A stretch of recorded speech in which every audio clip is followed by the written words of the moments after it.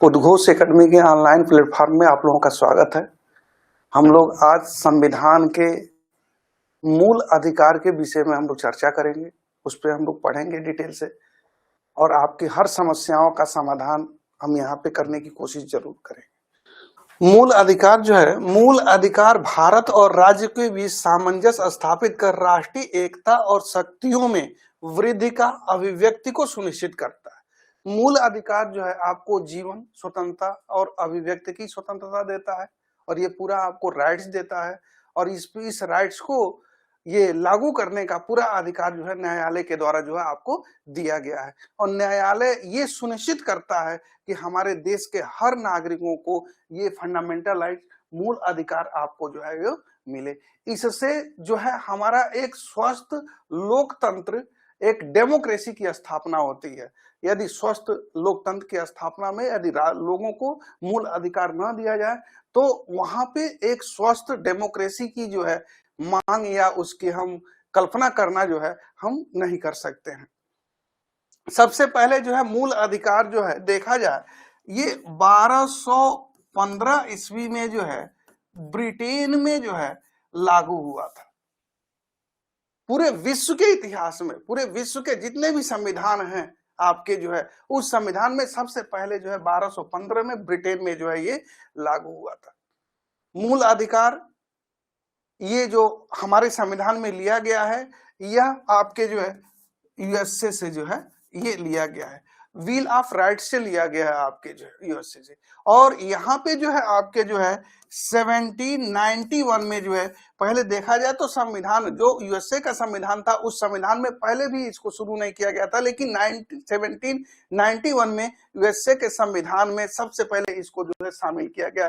भारत में देखा जाए तो एनी बेसेंट के द्वारा जो है आपके जो है थियोसॉफिकल सोसाइटी की जो है एक सदस्य थी, ये आयरिश महिला थी जो आपके जो है आयरलैंड से आई हुई थी। इन्होंने सबसे पहले जो है 1895 में जो है भारत में एक संविधान, एक मूल अधिकार की मांग जो है उन लोगों ने संविधान के तहत एक मूल अधिकार की मांग जो है इन लोगों ने जो है आपको किया था। ठीक है, आप देखिएगा अमेरिका के संविधान से जो है व्हील ऑफ राइट से ये जो है प्रेरित है और ये जो है सबसे पहले जो है आपके जब अमेरिका का संविधान जब लागू वहां हुआ था तो उस समय वहां पे संविधान में मूल अधिकार नहीं शामिल किया गया था। इसे जो है आपके जो है 1791 में जो है यूएसए में जो है आपको शामिल किया गया। आप देखिएगा, आप जो है कांग्रेस का जो है आपका 1931 का जो कराची का अधिवेशन था, इस अधिवेशन की अध्यक्षता वल्लभ भाई पटेल के द्वारा की गई थी और इसी अधिवेशन में सबसे पहले जो है आपके जो है पूर्ण स्वराज के साथ जो है मूल अधिकार की मांग जो है यहाँ पे की गई थी। यहाँ पे संविधान के भाग 3 में जो है आप देखिएगा, भाग 3 में जो है अनुच्छेद आपका जो है 12 से लेके 35 तक जो है कुल टोटल जो है आपका जो है 24 अनुच्छेद है। ये मूल अधिकार से जो है हमारे जो है ये संबंधित है और मूल अधिकार लोगों को वो राइट देता है ताकि जो है वो एक स्वतंत्र जीवन, एक अभिव्यक्ति की स्वतंत्रता, संविधान के तहत उनको पूरा अधिकार ये देने का काम जो है ये मूल अधिकार हमारा जो है ये करता है। देखिएगा हमारे संविधान में जो है आपके जो है 44वां संविधान संशोधन 1971 आपके जो है 78 में हुआ था आपके जो है, और ये भारत के मूल संविधान में कुल 7 मौलिक अधिकार जो है ये शामिल किए गए थे। 7 मौलिक अधिकार दिए गए थे आपके जो है, ठीक है, जिसमें आपका जो है समानता का अधिकार, ये आर्टिकल जो है आपके जो है 7 मौलिक अधिकार दिए गए थे आपके जो है शुरू में। टोटल जो है आप देखिएगा समानता का अधिकार जो है आर्टिकल आपके जो है 14 से लेकर 18 तक ये समानता का अधिकार है। स्वतंत्रता का अधिकार जो है आर्टिकल आपके जो है 19 से लेके जो है 22 तक। शोषण के विरुद्ध अधिकार आर्टिकल आपके जो है 23 से लेकर 24 तक, 23 और 24 में दिए गए हैं आपके जो है। धार्मिक स्वतंत्रता का अधिकार ये आर्टिकल आपके जो है 25 से लेकर 28 तक दिए गए हैं। संस्कृति और शिक्षा का अधिकार जो है ये आर्टिकल आपके जो है 29 और 30 में दिए गए हैं। संपत्ति का मूल अधिकार आपका जो है आर्टिकल 31 में और संवैधानिक उपचारों का अधिकार जो है आपका जो है आर्टिकल 32 में दिए गए। तो इस तरीके से आप देखिए जो है समानता का अधिकार, स्वतंत्रता का अधिकार, शोषण के विरुद्ध अधिकार, धार्मिक स्वतंत्रता का अधिकार, संस्कृति एवं शिक्षा का अधिकार, संपत्ति का मूल अधिकार और संवैधानिक अधिकार, ये टोटल 7 मौलिक अधिकार आपको जो है शुरू में दिए गए थे। लेकिन जब आपके जो है 1978 में जो है मोरारजी देसाई की गवर्नमेंट आई, उन्होंने जो है एक अमेंडमेंट लाया था 44th आपका अमेंडमेंट 1978 में ये अमेंडमेंट आया और इसी अमेंडमेंट के तहत जो है जो संपत्ति का अधिकार, जो 6वां जो आपका अधिकार है, जो संपत्ति का मूल अधिकार है, इसको संशोधित करके यहाँ से मूल अधिकार से हटा के जो है आपके भाग 12 आर्टिकल आपके जो है 300A में इसको स्थापित करके अब मूल अधिकार से इसको हटा के इसको विधिक अधिकार बना दिया गया, इसको कानूनी अधिकार बना दिया गया। तो इस तरीके से जो है हमारे संविधान में जो मूल संविधान जो है आपके जो है जो 7 आपके मौलिक अधिकार दिए गए थे, एक संशोधित करके इसको हटाया गया। हटाने के बाद से जो है वर्तमान में इस समय प्रेजेंट में देखा जाए तो टोटल जो है हमारे पास जो है 6 मूल अधिकार जो है हमारा जो है आपको मिलेगा। तो ये अधिकार, संपत्ति का अधिकार जो है कई बार क्वेश्चन भी पूछा गया है, ये क्वेश्चन पूछा जाता है कि जो है संपत्ति का अधिकार जो है कौन सा अधिकार है, तो ये एक विधिक अधिकार है, एक कानूनी अधिकार है, न कि एक मूल अधिकार है। दोनों में अंतर यही होता है कि मूल अधिकार यदि होता संपत्ति का अधिकार तो इसको सस्पेंड कर सकते थे, इसको निलंबित कर सकते थे, लेकिन यदि विधिक अधिकार है तो गवर्नमेंट को यदि आवश्यकता पड़े तो आपको कंपनसेशन देके जो है आपको वहां से रिप्लेस जो है किया जा सकता है। लेकिन यही मूल अधिकार होता तो ये अधिकार जो है गवर्नमेंट को भी प्राप्त नहीं होता। वो चीजें आप खुद भी देखिए, लंबी लंबी सड़कें बन रही है, सड़कें चौड़ी हो रही हैं, वहां से कई लोगों को वहां से रिप्लेस किया जा रहा है, उनको जो है मुआवजा चाहे जो भी चीजें देखे, यदि यही मूल अधिकार होता तो ये चीजें सरकार हमारा डेवलपमेंट नहीं कर पाती। इसीलिए जो है इनको जो है हटा के जो है आपके देखिएगा भाग 12 में आर्टिकल 300A में जो है इसको हटा के हम संपत्ति के अधिकार को वैधिक अधिकार जो है वो कर दिया गया। तो इस तरीके से देखा जाए तो 6 जो है आपका जो है मूल अधिकार जो है हमारा ये प्राप्त है। 44वां संविधान संशोधन 1978 में जो है इसके द्वारा जो है आर्टिकल 31 और आर्टिकल जो है आपके जो है देखिएगा 19 जो है अनुच्छेद 19 और यहाँ पे जो है हम कर सकते हैं, इन दोनों को हटा के आपके जो है भाग 12 आर्टिकल आपके जो है 300 क में जो है इसको स्थापित करके इसको विधिक अधिकार जो है वो बना दिया गया। तो इस तरीके से जो है हमारे संविधान में प्रेजेंट में आपको 6 मूल अधिकार आपको दिए गए। संपत्ति के अधिकार को मूल अधिकार से हटाया गया, ठीक है, ये सब चीजें जो है इसी में आएगा, ठीक है। अब एक चीज और भी मैं कहूं आपको जो है बताऊं जो है कि जब इमरजेंसी भारत में लागू होती है, हम इमरजेंसी 3 प्रकार से होती है आपके जो है आप देखिएगा आर्टिकल आपके जो है 352 नेशनल इमरजेंसी, आर्टिकल आपके जो है 356 स्टेट इमरजेंसी और आर्टिकल आपके जो है 360 जो है इसको फाइनेंशियल इमरजेंसी के रूप में जानते हैं। जब आर्टिकल 352 जब लागू होता है तो उस समय हमारे मूल अधिकार सभी सस्पेंड कर दिए जाते हैं, ठीक है। और इसका उल्लेख जो है आर्टिकल आपके जो है 395 में जो है आपको दिया गया है और इसी के आधार पे राष्ट्रपति के द्वारा जो है हमारे संविधान के जितने भी जो है हमारे मूल अधिकार हैं उस मूल अधिकार को सस्पेंड करने का अधिकार दिया गया था। लेकिन जो है 1978 में जो है जो 44th आपके अमेंडमेंट लाया गया, जो संशोधन लाया गया, उस संशोधन के द्वारा जो है आर्टिकल 359 से आर्टिकल 20 और 21 को, ये दोनों आर्टिकल को, आर्टिकल अनुच्छेद 20 और आर्टिकल जो है आपके 21 जिसको अनुच्छेद 21 के नाम से हम भी जानते हैं, इन दोनों को बाहर कर दिया गया। अर्थात हम ये कह सकते हैं कि जब भारत में जब इमरजेंसी लगेगी उस समय जो है आर्टिकल 20 और आर्टिकल 21 भी सस्पेंड नहीं होगा, ये निलंबित नहीं हो सकता। किसी भी हाल में ये लोगों को मूल अधिकार मिलेगा ही। आर्टिकल 20 और 21 ठीक है। आप एक चीज देखो जो है, आप जो है आर्टिकल जो है 13 में ये कहा गया है कि न्यायालय को न्यायिक पुनरीक्षण की शक्ति दी गई है, और ये जो अधिकार है ये अधिकार यूएसए से लिया गया है, यहां से। और इसका मतलब यहां पे ये है कि जब सेंट्रल गवर्नमेंट, स्टेट गवर्नमेंट के द्वारा यदि कोई कानून या कोई विधि लाई जाती है तो उस विधि की समीक्षा जो है हम न्यायालय के द्वारा जो है करेंगे। और न्यायालय का पूरा अधिकार है कि वो अधिकार के, अपने अधिकार के तहत जो है उस कानून का, उस विधि का पूरा हम वहां पे वो पूरी तरीके से उसकी जांच करेगा कि क्या वह कानून आपके द्वारा दिए गए, जो संविधान में दिए गए मूल अधिकार है, क्या इस अधिकार को वह उसे छेड़छाड़ कर रहा है, उसको सीमित कर रहा है या उसको खत्म कर रहा है। यदि ऐसी स्थिति होती है तो न्यायालय जो है उस पर रोक लगाने का काम, उसको जो है शून्य करने का काम, उसको सस्पेंड करने का काम न्यायालय जो है कर सकता है।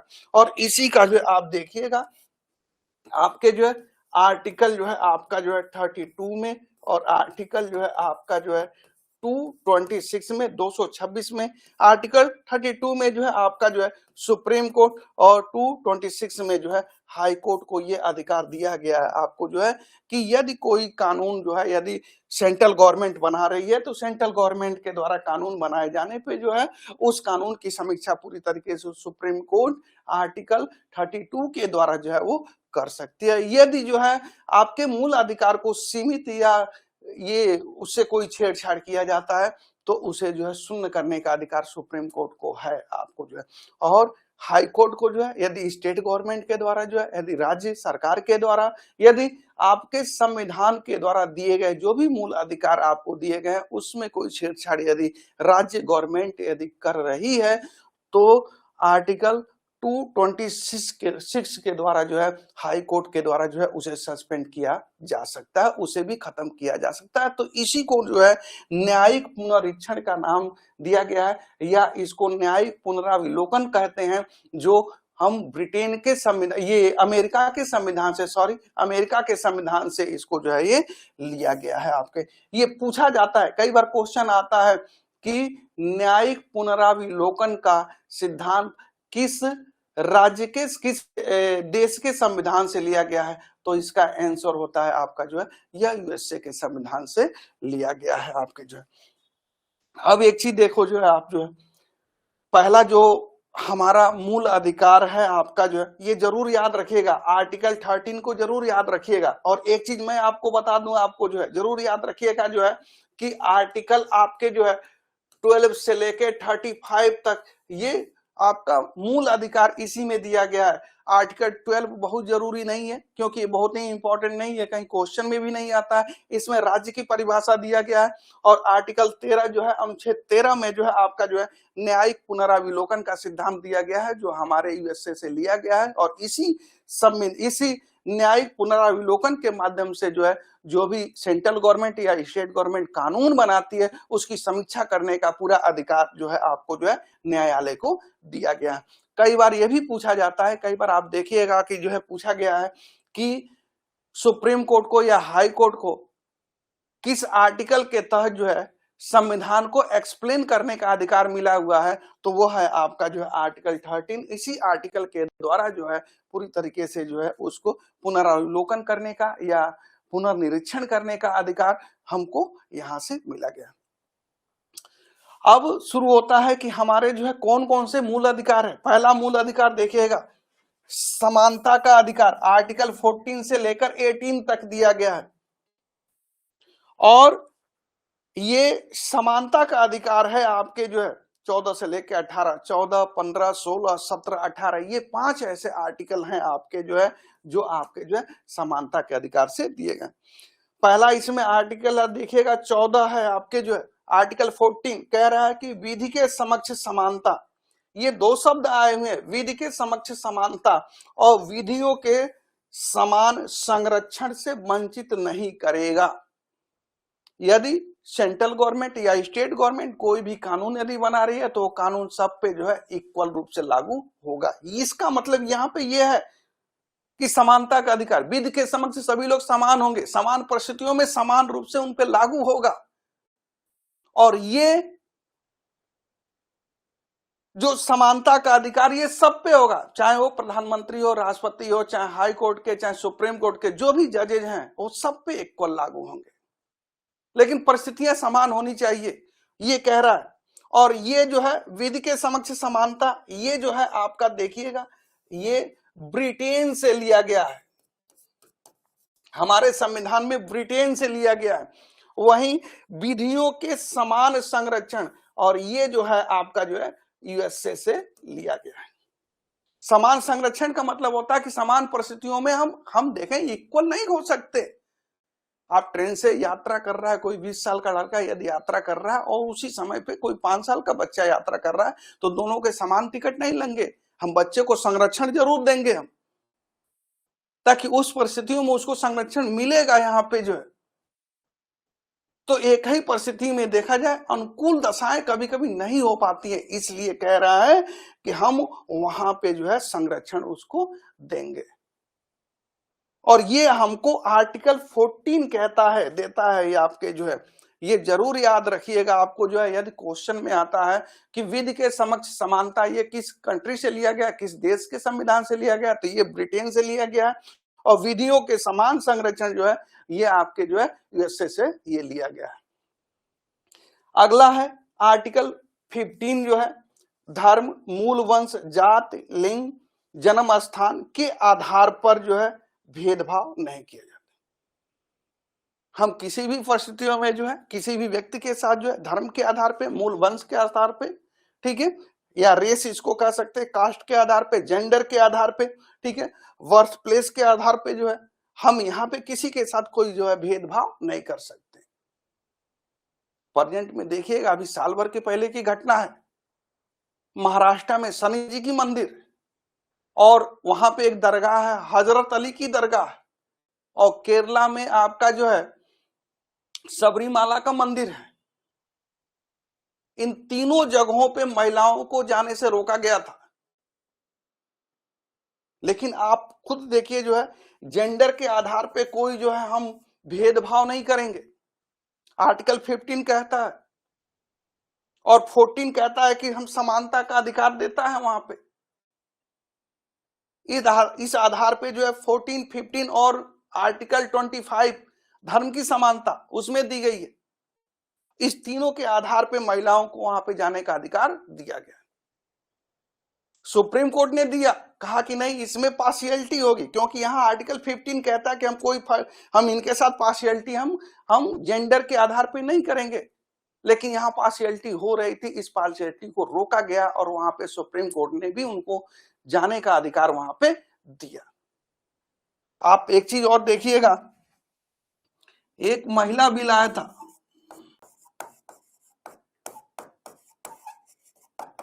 2005 में, घरेलू हिंसा से संरक्षण 2005 में आया। और ये आर्टिकल 15 के अकॉर्डिंग जो है वहां पे भी दिया गया है कि महिलाओं को घरेलू हिंसा से संरक्षण यहां पे दिया जाएगा। यदि इसी को हम बढ़ा के हम आगे चलते हैं, देखते हैं, हम देखें तो आर्टिकल आपके जो है 15(4) में और आर्टिकल आपके जो है 15(5) में जो है आप देखिएगा यहाँ पे एससी और एसटी को शिक्षा में भी हम रिजर्वेशन यहाँ पे इसी आर्टिकल के तहत दिया गया है। शिक्षा में भी उनको अधिकार दिया गया है, उनके साथ कोई पार्शियलिटी, इक्विलिटी होगी, समानता होगा। और यहाँ पे इस आर्टिकल के तहत भी जो है हम एससी वर्ग के लिए और एसटी वर्ग को जो है हम शिक्षा में जो है हम रिजर्वेशन उसको देंगे। और आर्टिकल 15(5) में भी कहा गया है आपको जो है कि जो प्राइवेट स्कूल हैं उसमें भी पार्शियलिटी नहीं होगी, उनको भी रिजर्वेशन उसमें दिया जाए। हम उनको रोक नहीं सकते, शिक्षा से वंचित नहीं कर सकते, और ये अधिकार हमको आर्टिकल 15 जो है हमको देता है।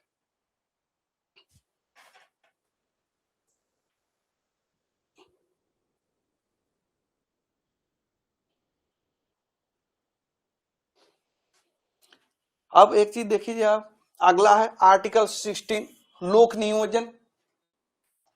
लोक नियोजन, सरकारी नौकरियों में कोई भेदभाव नहीं होगा, चाहे कास्ट के अकॉर्डिंग, जेंडर के अकॉर्डिंग, बर्थ प्लेस के अकॉर्डिंग, हम किसी के साथ कोई पार्शियलिटी नहीं करेंगे। आर्टिकल 16 कहता है हमको जो है। लेकिन आप देखिएगा हमारे प्रियम्बल में, प्रस्तावना में समाजवाद शब्द है और उस समाजवाद शब्द में समानता का अधिकार सबको मिला हुआ है। तो गवर्नमेंट यदि ये देखती है कि सरकारी नौकरियों में किसी कास्ट विशेष के लोगों को यदि उसमें उनकी जो प्रेजेंटेशन है कम है तो वहां पे उसको रिजर्वेशन दे सकते हैं।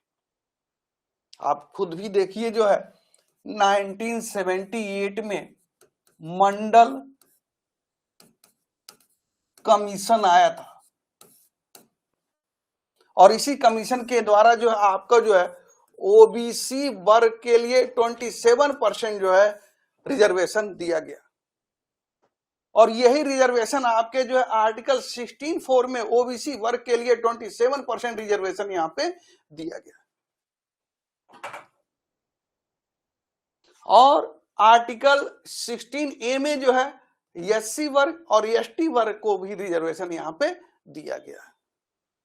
पूरे संविधान की मैं बात कर रहा हूं कि जितने भी आर्टिकल हैं उसमें आर्टिकल केवल 16(4) में और 16(4)(a) में ही जो है ओबीसी, एससी और एसटी के लिए रिजर्वेशन का प्रावधान यहीं पे किया गया। मंडल कमीशन 1978 में मोरारजी देसाई की गवर्नमेंट आए थे, उन्हीं के द्वारा यह कमीशन बनाया गया था। लेकिन जब 1980 में जो है इंदिरा गांधी की गवर्नमेंट आई और ये कमीशन के द्वारा जब रिपोर्ट दिया गया तो गवर्नमेंट ने उसको दबा दिया था। लेकिन 1992 में जब पीवी नरसिम्हा राव की गवर्नमेंट आई, फिर कांग्रेस की गवर्नमेंट आई, तो उस गवर्नमेंट के द्वारा इसको इंप्लीमेंट कर दिया गया, लागू कर दिया गया। उसी के बाद से जो है आप देखिएगा ये रिजर्वेशन जो है इनको दे दिया गया। आर्टिकल 17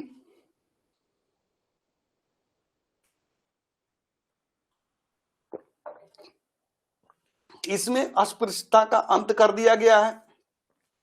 छुआछूत, भेदभाव यदि हम समाज में होगा तो समाज में समानता नहीं आएगी और ये समानता का अधिकार दिया गया है आपका 18 तक। इसलिए जो है छुआछूत से यहां पे हटा दिया गया है, इसको कानूनी अपराध है। और आर्टिकल 17 हमको जो है ये अधिकार देता है कि हम समाज के सभी वर्गों को, सभी कास्ट के लोगों को समानता का अधिकार दे हो, हम किसी के साथ कोई पार्शियलिटी ना करें, ये अधिकार आर्टिकल जो है 17 जो है हमको देता है। आर्टिकल 18 जो है उपाधियों का अंत है। पहले देखिएगा जो है स्वतंत्रता के पहले ब्रिटिश गवर्नमेंट के द्वारा उपाधियां दी जाती थी, राय बहादुर, राजा की उपाधि, वीर बहादुर, राय रायन, ये सब उपाधियां पहले दी जाती थी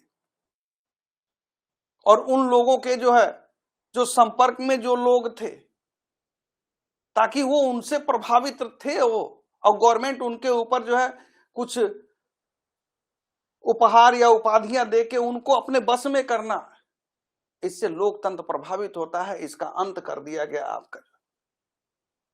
और एक चीज मैं बताऊं आपको जो है 1978 में मोरारजी की देसाई की गवर्नमेंट जब आई तो उन्होंने भारत रत्न, पद्म विभूषण, पद्म श्री, ये भी सब आपकी जो है जो सरकार के द्वारा जो ये आपको सम्मानित किया जाता था उपहारों से, इसको भी हटा दिया गया। लेकिन आपके जो है 1980 में जब इंदिरा गांधी की गवर्नमेंट आई तो फिर भारत रत्न को, पद्म विभूषण, पद्म श्री, जो भी चीज थी इसको दिया गया।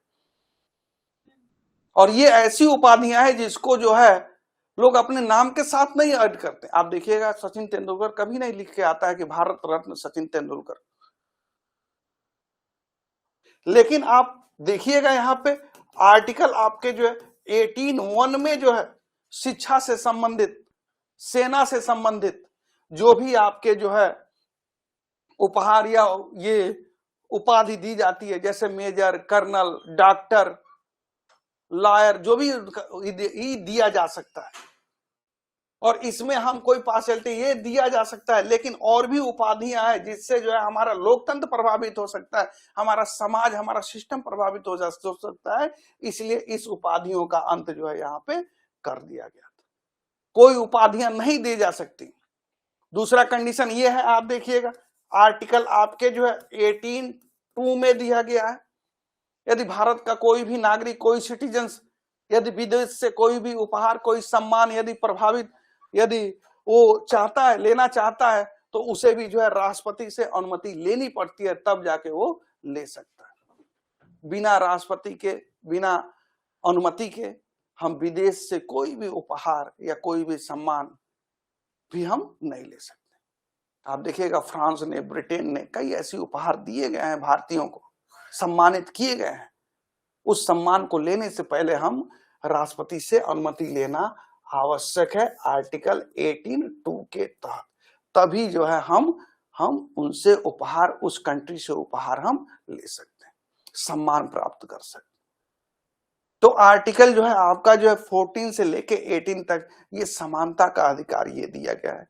जितने भी इसमें आपके टॉपिक थे मैंने आपको सब बताया। अगला है स्वतंत्रता का अधिकार, आर्टिकल 18 से लेके जो है 12 तक ये स्वतंत्रता का अधिकार दिया गया। इसमें आप जो है आर्टिकल 19(1)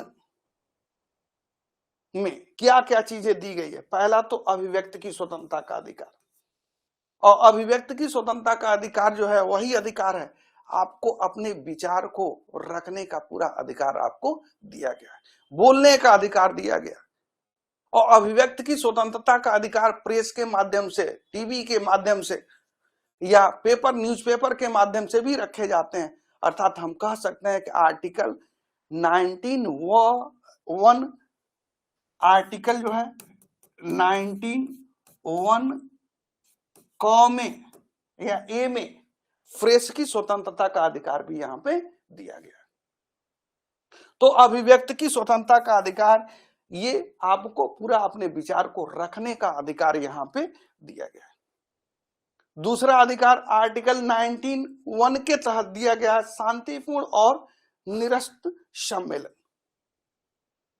आप अपने विचार को रखने के लिए कोई सम्मेलन, कोई ऐसा निरायुद्ध, यहाँ पे निरायुद्ध होगा जो है कि हम देखा जाए कि बिना हथियार के कोई सम्मेलन भी हम कर सकते हैं। आप देखिएगा सरकार के द्वारा कोई भी बिल लाई जाती है, अपोजिशन उसका विरोध करता है।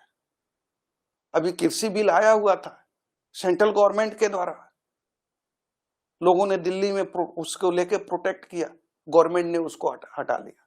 तो ये पूरा अधिकार आपको दिया गया है कि आप अपने विचार को सम्मेलन के माध्यम से, आंदोलन के माध्यम से आप इसको रख सकते हैं। अगला है संघ बनाने की स्वतंत्रता। आप एक ग्रुप बना सकते हैं, लोगों का एक समूह बना सकते हैं, एक संघ बना सकते हैं, और किसी उद्देश्य की प्राप्ति के लिए ही संघ बनाए जाते हैं। और ये संघ बनाने का अधिकार आर्टिकल 19(1) में आपको ये स्वतंत्रता के अधिकार, ये भी अधिकार आपको दिया गया। भारत भर में विचरण की स्वतंत्रता। अब भारत की सिटीजनशिप आपकी है, अब भारत में जो है एकल जो है नागरिकता है, और नागरिकता ब्रिटेन से ली गई है, ये भी जरूर जानिएगा। और भारत में आप कहीं भी जाने, घूमने की पूरी स्वतंत्रता आपको यह अधिकार देता है। अगला है भारत के किसी भी भाग में निवास करने की स्वतंत्रता। आप कहीं भी जो है, जितने भी आपके 28 राज्य, 8 जो है केंद्र शासित प्रदेश है, कहीं भी जाके बसने की स्वतंत्रता आपको ये मिला हुआ है। लेकिन जरूर याद रखिएगा कि आर्टिकल आपके जो है 370 जब तक था, तब तक जम्मू कश्मीर में आपको बसने की स्वतंत्रता नहीं थी, क्योंकि आर्टिकल 370 जो है वहां लागू था। इस आधार पे जो है वहां पे आर्टिकल 19(1) जो है वहां पे लागू नहीं होता, इसलिए जम्मू कश्मीर में आपको बसने की अधिकार वहां पे नहीं था। लेकिन अब जो है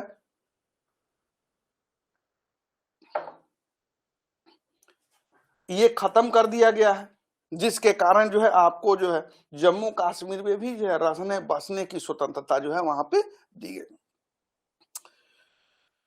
आजीविका व व्यवसाय का अधिकार,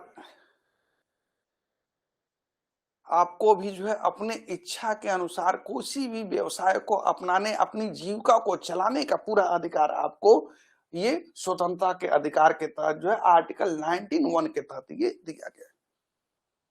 रोड के किनारे आप ठेला चाहे कुछ भी अपने व्यवसाय के लिए कुछ भी दुकानें लगा सकते हैं, बशर्ते उससे रोड का आवागमन बाधित न हो।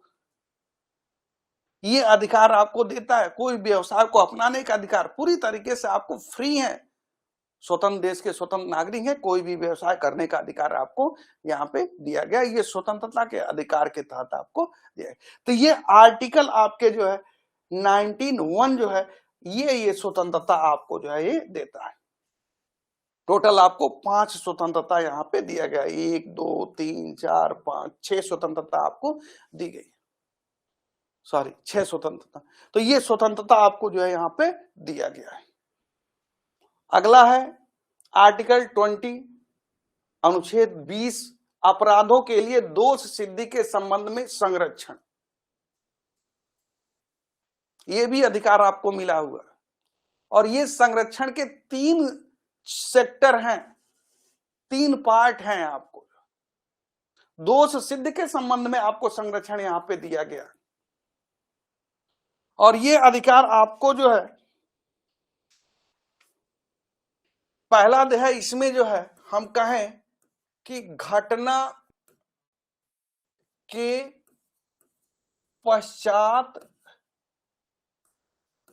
का विधान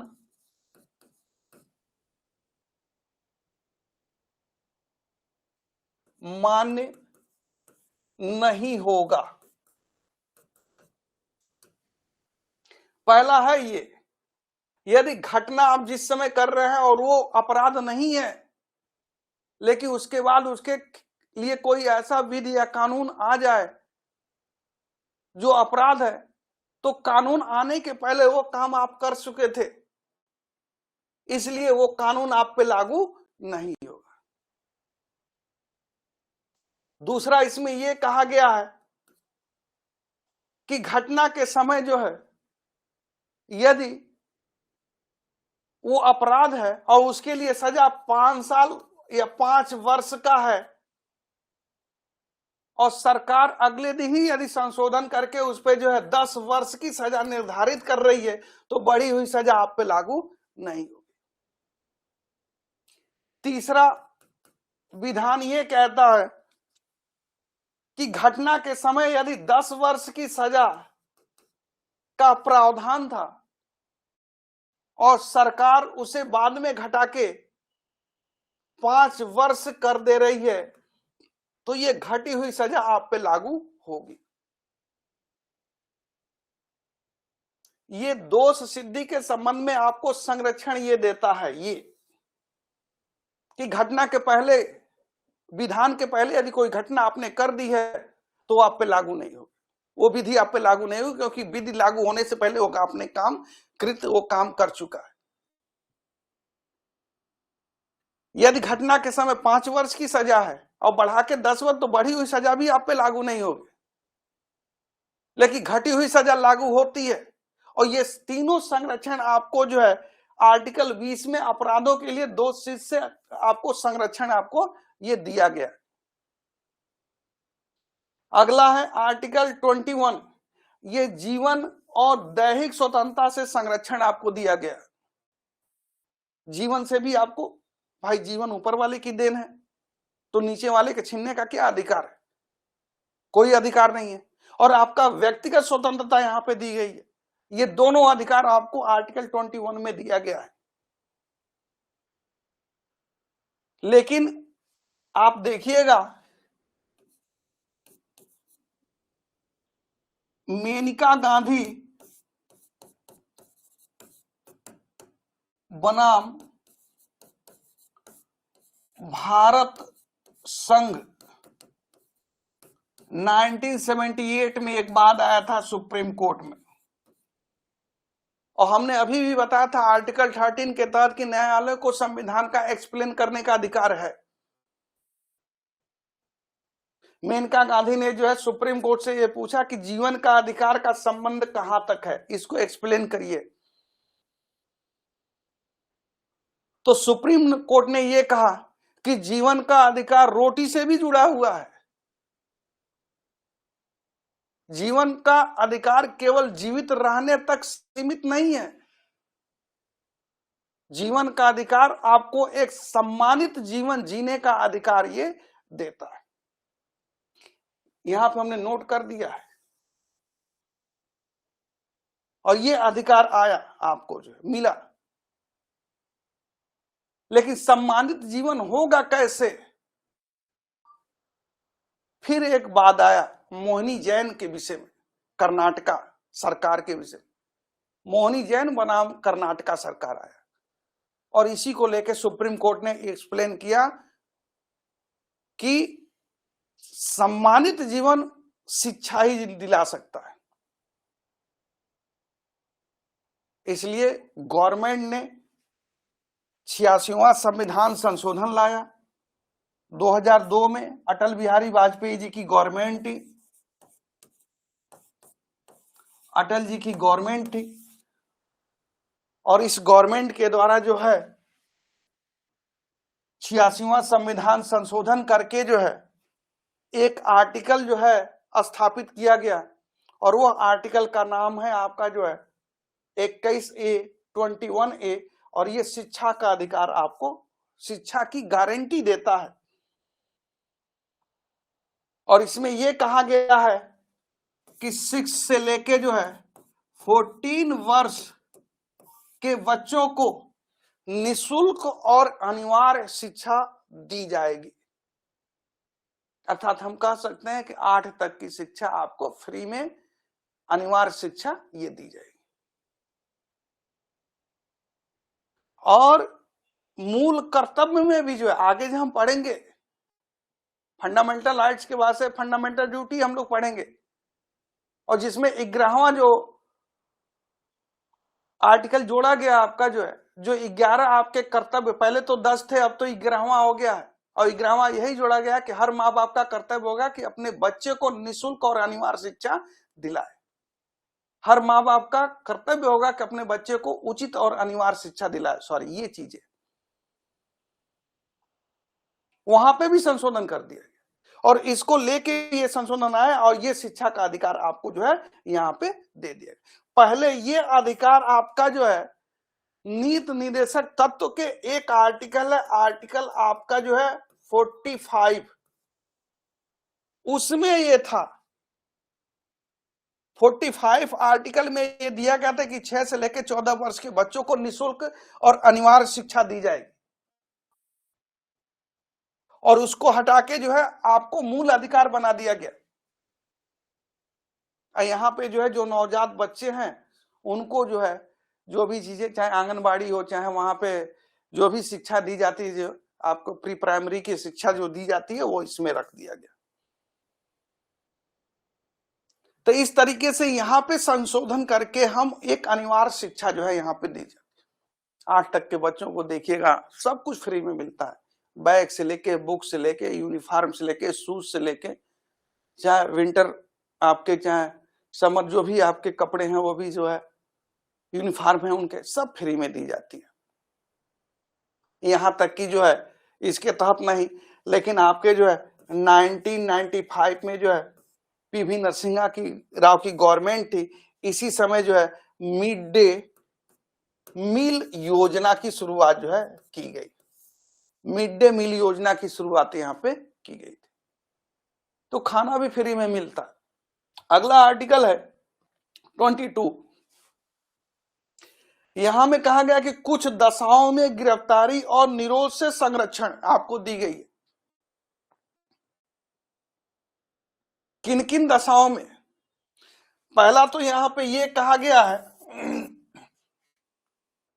कि गिरफ्तार करने से पहले आपको एक लिखित आवेदन, जो भी आपको गिरफ्तार करने जाएगा, एक वारंट नहीं जाता है आपको जो है, वो दिया जाएगा और वो भी आपकी मातृभाषा में होगी। ताकि आप पढ़ सकें। अर्थात हम ये कह सकते हैं कि गिरफ्तारी करने से पहले गिरफ्तारी के कारण को बताना आवश्यक कर दिया गया। ये जरूरी है कि ताकि कारण को जाने कि किस कारण से हमको गिरफ्तार किया जा रहा है। पहला ये। दूसरा ये कहा गया है कि गिरफ्तार किए गए व्यक्ति को एक बार के अपराध के लिए एक बार ही दंडित किया जाएगा। ऐसा नहीं है कि एक बार गिरफ्तार करने, एक आपने अपराध किया उसको कई बार सजाएं दी, नहीं, एक अपराध के लिए एक ही सजा का प्रावधान है। और तीसरा इसमें यह कहा गया कि गिरफ्तार किए गए व्यक्ति को अपने मनपसंद किसी विधि व्यवसायी को रखने का उसको पूरी छूट होगी, या हम कह सकते हैं वकील। और 42 अमेंडमेंट लाया था इंदिरा गांधी के द्वारा 1976 में, और इसी अमेंडमेंट के द्वारा यह कहा गया कि यदि वो व्यक्ति किसी वकील को हायर करने का, यदि उसके पास क्षमता नहीं है, पैसे नहीं है, तो उसे गवर्नमेंट प्रोवाइड कराएगी।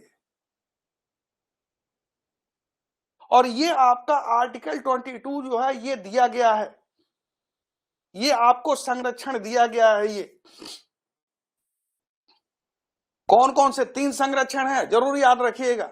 गिरफ्तारी के पहले गिरफ्तारी का कारण जानने का अधिकार आपको है। दूसरा सेकंड जो है, आपको जो है ये अधिकार है कि एक अपराध के लिए एक ही सजा। और तीसरा यहां पे भी एक और जो है, हम उसमें कह सकते हैं कि विधि व्यवसायी को रखने का जो है आपको जो है पूरा अधिकार दिया गया है। और किसी भी व्यक्ति को गिरफ्तार करके 24 घंटे से तक ही केवल रखने का अधिकार है। उसके बाद 24 घंटे जब पूरा हो जाए या उससे पहले जो है, जो समकक्ष न्यायाधीश होता है या मजिस्ट्रेट होता है उसके सामने पेश करना अनिवार्य होता है। आने जाने का समय इसमें इंक्लूड नहीं है। तो 24 घंटे से अधिक हम गिरफ्तार करके किसी भी व्यक्ति को बिना कारण के हम जेल में नहीं रखते। ये संरक्षण आपको देता है, ये गिरफ्तारी से संरक्षण आपको ये आर्टिकल जो है 22 दे रहा है। अगला देखिएगा, शोषण के विरुद्ध अधिकार। ये तीसरा अधिकार है आपका, ये आपका जो है तीसरा अधिकार है। इसमें कहा गया है कि जो है आर्टिकल 23 में 23 में मानव का दुर्व्यापार और बेगार से संरक्षण। हम किसी को जो है दास नहीं बना सकते। और ब्रिटिश गवर्नमेंट जब भारत में थी तो 1843 में जो है, याद रखिएगा जरूर इसको क्योंकि ये क्वेश्चन कई बार आ चुका है, एलन बरो के द्वारा जो भारत में दास प्रथा थी उसका अंत कर दिया गया। यह आर्टिकल आपको संरक्षण देता है कि हम दास नहीं बना सकते। सेकंड, बेगार, किसी से बेगारी नहीं करा सकते। बेगारी का मतलब होता है कि बिना वेजेज के आपसे मजदूरी कराना, बिना आपके जो है पेमेंट किए आपसे हम मजदूरी कराएं, आपसे वर्क कराएं, ये बेगारी है। और तीसरा जो है, मानव का क्रय या विक्रय हम नहीं कर सकते हैं पशुओं के बाद, ये भी रोक लगाई गई। चौथा जो है, स्त्रियों व बच्चों का अनैतिक व्यापार हम नहीं कर सकते। ये सबसे आपको जो है रोक लगाई गई है। और आर्टिकल 23 कहता है कि हम उनका व्यापार नहीं कर सकते, दुर्व्यापार या हम बेगार से संरक्षण आपको ये दिया गया। अगला देखिएगा, इसी के तहत जो है बंधुआ मजदूरी प्रथा उन्मूलन अधिनियम 1976 में आया था। इसी के अकॉर्डिंग जो है ये कानून बना था कि हम किसी को बंधक बना के हम मजदूरी नहीं करा सकते हैं। ये आर्टिकल 23 उस पे बैन करता है और ये कानूनी अपराध है। यहां दिया गया है आपको जो है अगला आर्टिकल 24 कहा गया है कि बालकों के नियोजन पर प्रतिबंध। 14 साल से कम बच्चों को हम बाल श्रम नहीं करा सकते, इस पे रोक लगाई गई है। और इस पे एक कानून बना था बाल श्रम अधिनियम 1986 में, लेकिन इसको अधिसूचित करके 10 अक्टूबर 2006 को जो है ये प्रावधान या प्रतिबंध कर दिया गया। और इसके तहत जो है होटल में, घरों में बच्चों को वर्क कराने से इस पे रोक लगाई गई। बच्चे भारत का भविष्य हैं और उनको नियोजन में हम लगाएंगे तो भविष्य ही भारत का खतरे में पड़ जाए। इसलिए ये हमको अधिकार देता है कि बालकों को जो है, जो 14 साल से कम के बच्चे हैं, उन पे जो है हम नियोजन में न लगाएं। उनको जो है आप कल कारखाने देखिएगा, आप देखिएगा कई ऐसे कारखाने हैं जिसपे जो चूड़ी का कारखाना, ताले के कारखाने में छोटे छोटे बच्चे काम करते हैं। इस पे बैन किया गया है कि आपको जो है ये चीजें जो है रखी गई है ताकि बालकों को जो है हम उचित शिक्षा या उनको जो है उनके भविष्य के लिए हम उनके काम कर सके। तो ये प्रावधान है आपको शोषण के विरुद्ध, ये अधिकार आपको जो है आर्टिकल 23 और 24 देता है। कई बार ये आएगा, क्वेश्चन भी आता है कि शोषण के विरुद्ध अधिकार किस आर्टिकल में। आर्टिकल दे देगा आपका जो है आर्टिकल 14 to 18 दे देगा, आर्टिकल आपके जो है 19 to 22 दे देगा, आर्टिकल आपके जो है 22, 23, 24 दे देगा और आर्टिकल आपके जो है 25 से 28 दे देगा। तो ये आपका जो है शोषण के विरुद्ध अधिकार किस आर्टिकल में दिया गया, तो ये आर्टिकल होगा आपका, ये सही होगा 23, 24 में आपको ये दिया गया। तो ये आपको जो है, ये भी क्वेश्चन कई बार आया हुआ, बंधुआ मजदूरी प्रथा अधिनियम कब आया था। ये कई बार क्वेश्चन आ चुका है, टेट में भी पूछा गया है कि बंधुआ मजदूरी अधिनियम कब आया था। तो ये आपके जो है 1976 में, 1976 में ये अधिनियम आया और इसके द्वारा जो है बंधुआ मजदूरी पे ये बैन कर दिया गया। आगे देखिएगा, ये चौथा स्वतंत्रता आपको दी गई, धर्म की स्वतंत्रता का अधिकार। ये आर्टिकल 25 से लेकर 28 तक दिया गया। यहां पे देखिए आर्टिकल 25 में कहा गया धर्म को मानने, आचरण करने एवं प्रचार करने की स्वतंत्रता आपको दी गई है। और यहाँ पे आर्टिकल 25 कहता है कि भारत के सभी व्यक्तियों को जो है अपने अंतःकरण की स्वतंत्रता के आधार पे किसी भी धर्म को अपनाने, मानने या प्रचार करने का अधिकार इसको दिया गया है। लेकिन आर्टिकल 21, 2 और 3 ये कहता है कि हम जबरदस्ती करके जो है किसी भी लालच देके किसी को धर्म परिवर्तन नहीं कराना, ये बैन किया गया है। और इसी का एक आर्टिकल है, आर्टिकल आपके जो है 25(1) कृपाण आप जानते होंगे, हमारे सरदार जी सिख भाई लोग लेके चलते हैं कृपाण, नहीं एक जो है इतना बड़ा चाकू के तरह यहाँ पे रखे रहते हैं, वो धर्म का अंग माना गया है। और इसी में दिया गया है कि वो धर्म का अंग माना जाएगा। यहाँ पे हिंदू धर्म आया हुआ है और हिंदू धर्म के तहत सिख, जैन, बौद्ध ये तीनों को हिंदू धर्म में ही सम्मिलित किया गया। इसलिए भारत के सभी नागरिकों को यह स्वतंत्रता दी गई है कि अपने इच्छा के अनुसार, अंतःकरण की इच्छा के अनुसार किसी भी धर्म को अपनाने की स्वतंत्रता उनको दी गई है।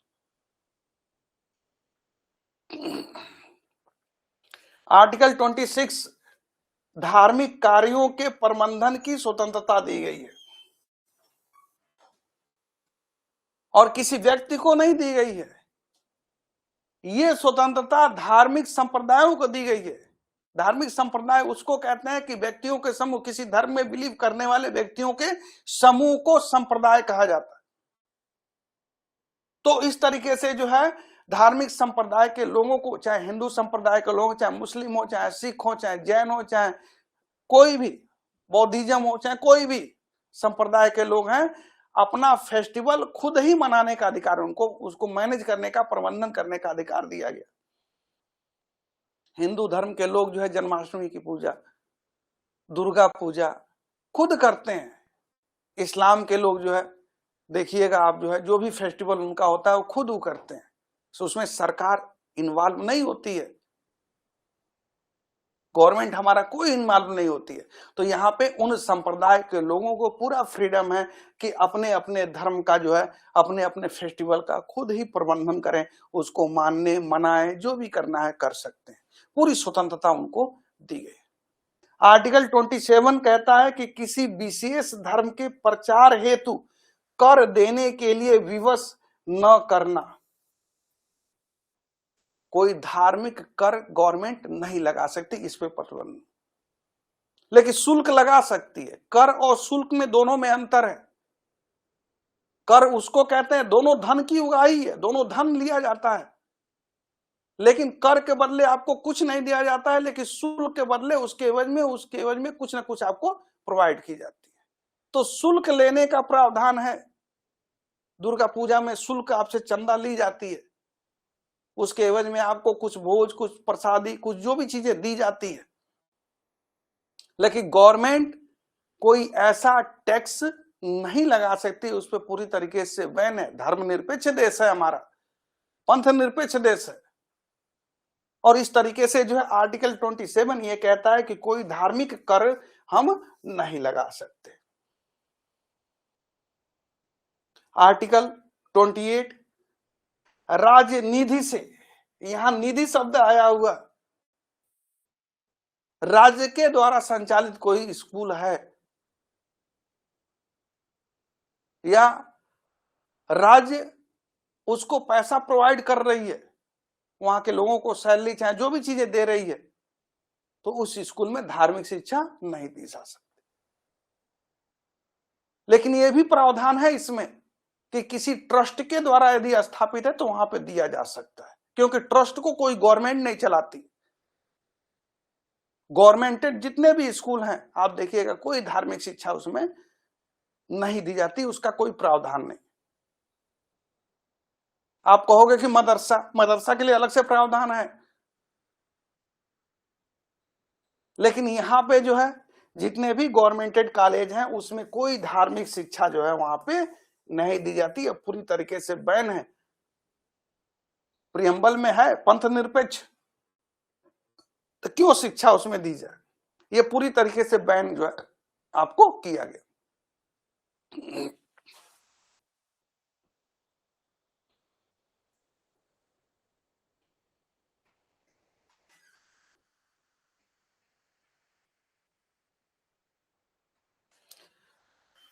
अगला है आपका संस्कृति और शिक्षा से संबंधित अधिकार। आर्टिकल 29 से लेकर 30, 29 और 30 में ये अधिकार दिए गए, और ये माइनॉरिटी वर्ग के लोगों को दिए गए ये अधिकार।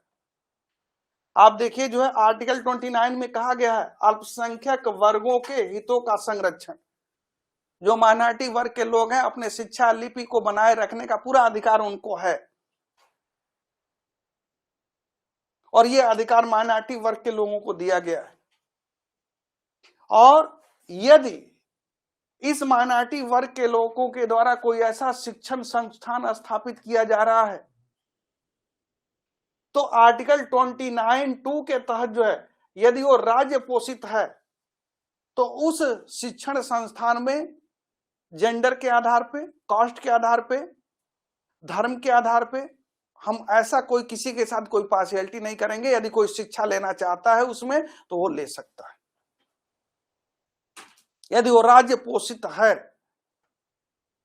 आर्टिकल 30 में जो है जो माइनॉरिटी वर्ग के लोग हैं, अल्पसंख्यकों लोग हैं, अपने पसंद की जो है शैक्षणिक संस्थाएं स्थापित करने का अधिकार है, और इसी के तहत जो है जो मदरसा स्थापित इसी में हुआ है, और ये अधिकार दिया गया है। और इसी को मदरसे के संचालित करने के लिए गवर्नमेंट सरकार कुछ न कुछ जो है गवर्नमेंट निधि देती है, और आप देखिएगा इसमें कहा गया कि राज्य पोषित शिक्षण संस्थान यही है मदरसा, और जब ये स्थापित है तो इसी में जो है यदि कोई भी व्यक्ति वो राज्य से संचालित हो रहा है, राजनीति से संचालित हो रहा है, कोई भी व्यक्ति इसमें शिक्षा ग्रहण करना चाहता है तो उसको बैन नहीं किया जा सकता, नहीं रोका जा सकता।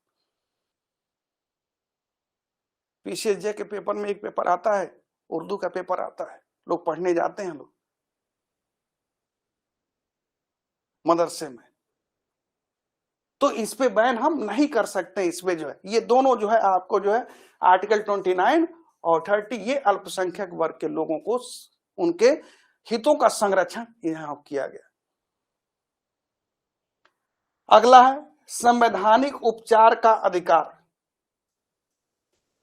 आर्टिकल 32। इसके पहले एक चीज देखिएगा, संपत्ति का अधिकार दिया गया था। संपत्ति का अधिकार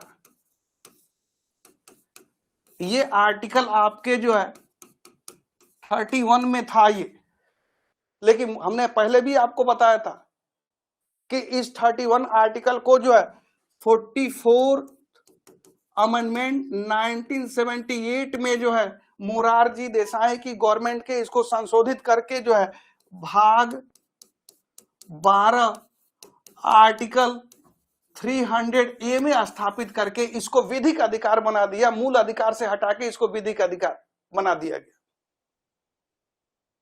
तो जो ये अधिकार आपको संपत्ति का अधिकार मिला हुआ था, ये अधिकार को यहां से हटा दिया गया। ये कई बार क्वेश्चन पूछा गया है कि संपत्ति का अधिकार, पूछा गया कि कौन सा अधिकार इसमें जो है मौलिक अधिकार नहीं है, उसमें ये ऑप्शन रहता है, तो ये अधिकार आपका मौलिक अधिकार नहीं, ये विधिक अधिकार है, कानूनी अधिकार है आपको।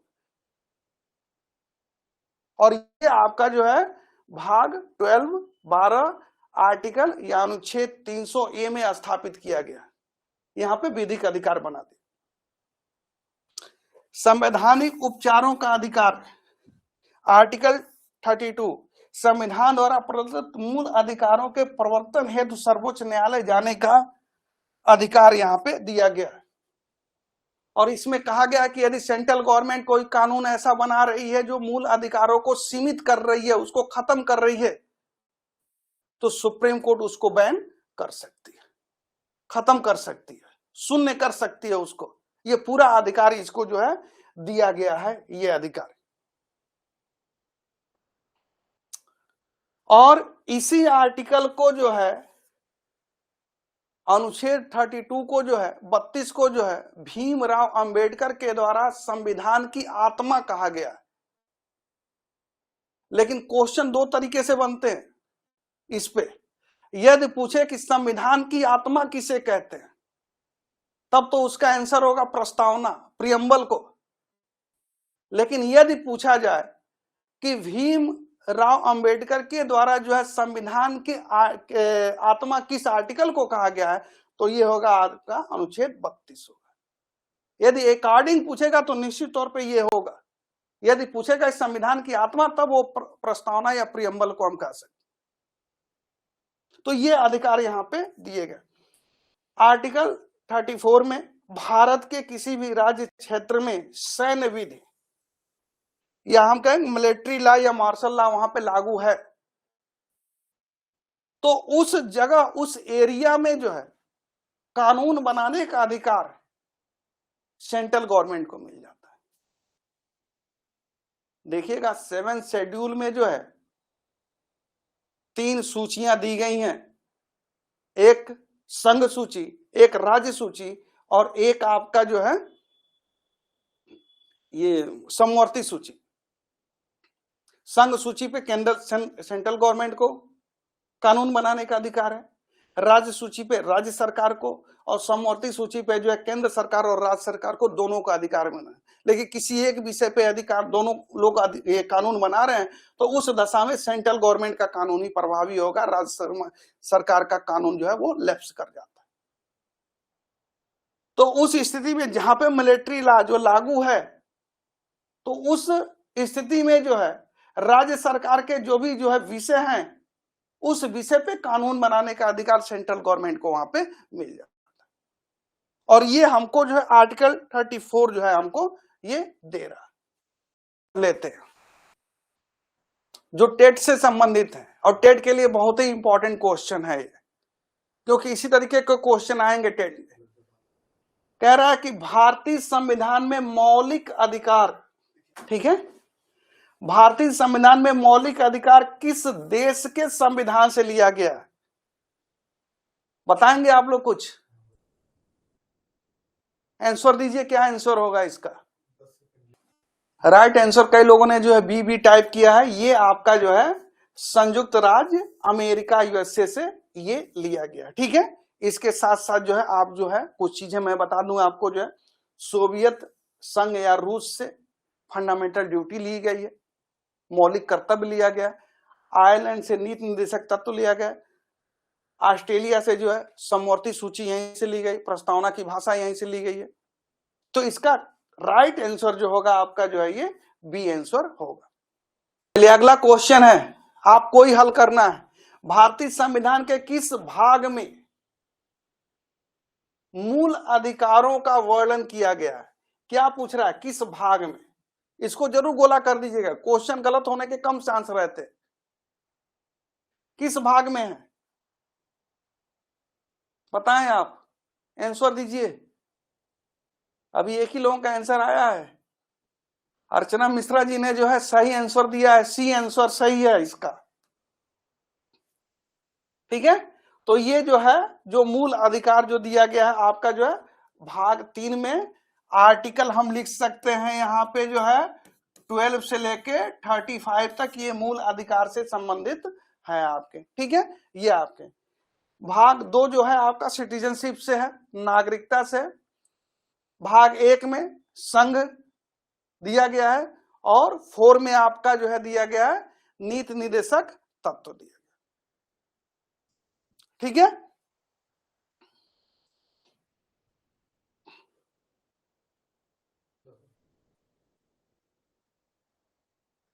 अगला है मौलिक अधिकारों के अंतर्गत कौन सा अनुच्छेद बच्चों के शोषण से संबंधित नहीं है, संबंधित है, सॉरी संबंधित है।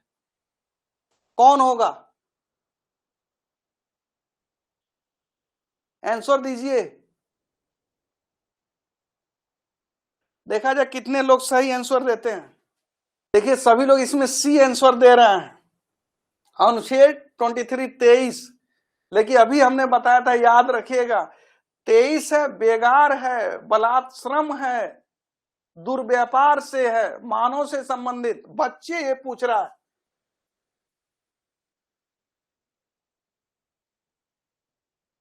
कौन सा अनुच्छेद होगा? सी रॉन्ग आंसर है,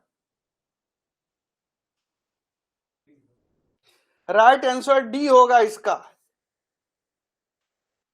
ये आपका जो है बच्चों से संबंधित, शोषण से संबंधित है आपका जो है अनुच्छेद 24, और 23 आपका जो है मानव से संबंधित है। मानव के साथ कोई दुर्व्यापार, बलात्सर्म, बेगार, दास, उनके साथ अनैतिक व्यवहार, ये सब इसमें दिया गया है, मानव से संबंधित है। ये बच्चों से संबंधित है, बच्चों से, जरूर याद रखिएगा। और आर्टिकल जो है आपका जो है 19 ये स्वतंत्रता से संबंधित है, और आर्टिकल आपका जो है 17 ये अनटचबिलिटी, छुआछूत, भेदभाव से संबंधित है। तो इसका आंसर जो होगा आपका डी आंसर होगा आपका जो, ठीक है। गलती मत करिए आप लोग।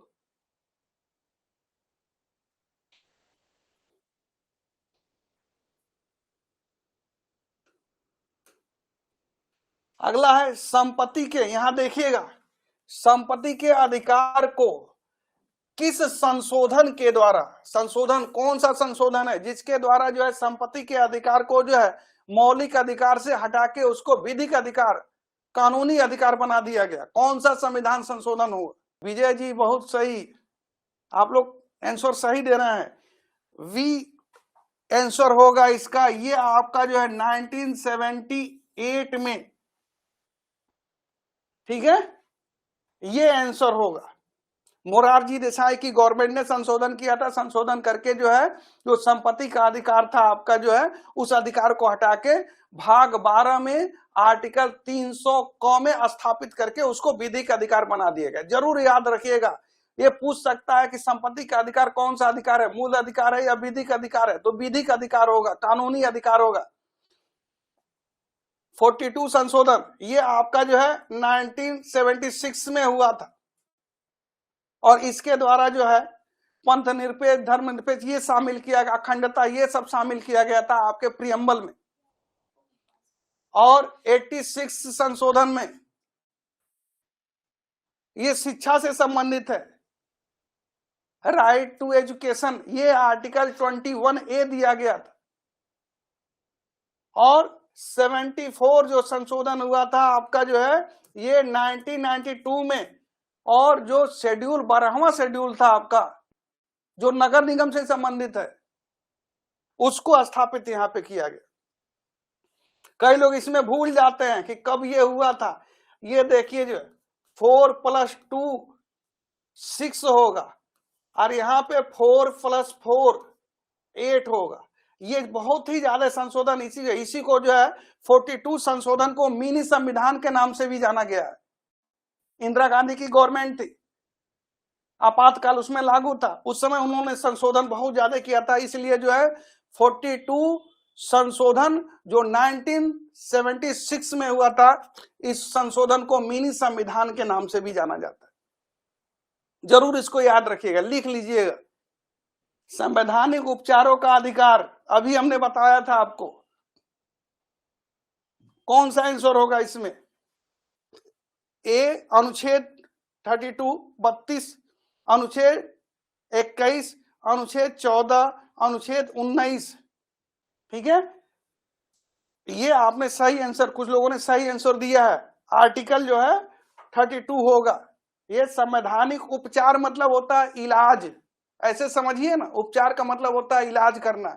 इलाज कौन करता है? डॉक्टर। यहाँ डॉक्टर कौन है? कोर्ट है, सुप्रीम कोर्ट, हाई कोर्ट है। इलाज तो वही करेगा ना कानून का, कि क्या आपके लिए उचित है, क्या अनुचित है। हमारे सिटीजन्स के लिए जो अधिकार दिए गए हैं वो क्या उचित है, क्या अनुचित है, इसका इलाज तो वही करेगा। तो सुप्रीम कोर्ट को ये अधिकार यहाँ पे मिला हुआ है, ये इलाज करने का। आर्टिकल 21 ये जीवन और दैहिक स्वतंत्रता से संबंधित। आर्टिकल 14 विधि के समक्ष समानता, और आर्टिकल 19 स्वतंत्रता का अधिकार दिया गया है। भारतीय संविधान में वर्तमान में देखिएगा, कह रहा है वर्तमान में कुल कितने मौलिक अधिकार हैं? कौन सा आंसर सही होगा? चलिए, बड़ी खुशी हुई कि आप लोग सही आंसर दे रहे हैं। ध्यान से पढ़ें, ध्यान से हमारी बातों को सुने आप। इसका आंसर होगा वी, आंसर होगा 6। यदि कहेंगे कि मूल संविधान में यदि पूछा गया होता, यदि इनके जगह पे जो है वर्तमान के जगह पे मूल संविधान आता, तब ये 7 हो जाता। लेकिन 1978 में जो है 44 अमेंडमेंट के द्वारा जो है ये हटा दिया गया, और उसके जगह पे तब हमारे संविधान में जो है मूल अधिकारों की संख्या जो है 6 हो गई। किस मौलिक अधिकार को जीवन, देखिएगा, जीवन और व्यक्तिगत स्वतंत्रता का अधिकार भी कहा जाता है? किस अनुच्छेद को? चलिए बताइए आंसर।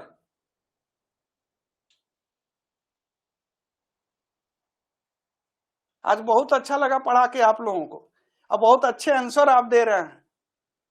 चलिए जल्दी आंसर दीजिए। यहाँ बी वाले गलत हो रहे हैं और सी वाले सही हो रहे हैं। आप जो है यहाँ पे हमने आपको बताया था, आपका जो है ये आर्टिकल होगा, यहाँ पे जो है जीवन और व्यक्तिगत स्वतंत्रता इसमें दिया गया है, और बी में आपको जो है स्वतंत्रता दी गई है।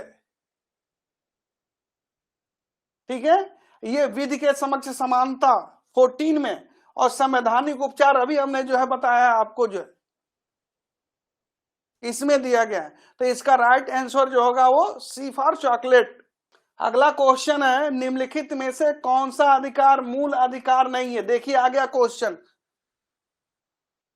समानता का अधिकार, स्वतंत्रता का अधिकार, संपत्ति का अधिकार, धर्म की स्वतंत्रता का अधिकार। चलिए सीसी आंसर आ रहे हैं, बहुत अच्छा, यही है। ये आपका जो है मूल अधिकार नहीं है, इसको जरूर आप याद रखिएगा। ये आपका एक विधिक अधिकार है, कानूनी अधिकार है। और ये आपका जो है पहले आर्टिकल 31 इसको लैप्स कर दिया गया, और ये आर्टिकल आपका जो है 300A में जो है इसको स्थापित करके विधिक अधिकार बना दिया गया। समानता का अधिकार आप आर्टिकल 14, स्वतंत्रता का अधिकार आर्टिकल आपके जो है 19, और धर्म की स्वतंत्रता का अधिकार आर्टिकल जो है 25। ठीक है, इसको जरूर याद रखिएगा। थैंक यू, बहुत ही अच्छा लगा क्लास लेके आप लोगों के साथ, और आपने बहुत ही अच्छा आंसर भी दिया। फिर नेक्स्ट क्लास में मिलते हैं हम लोग। Thank you.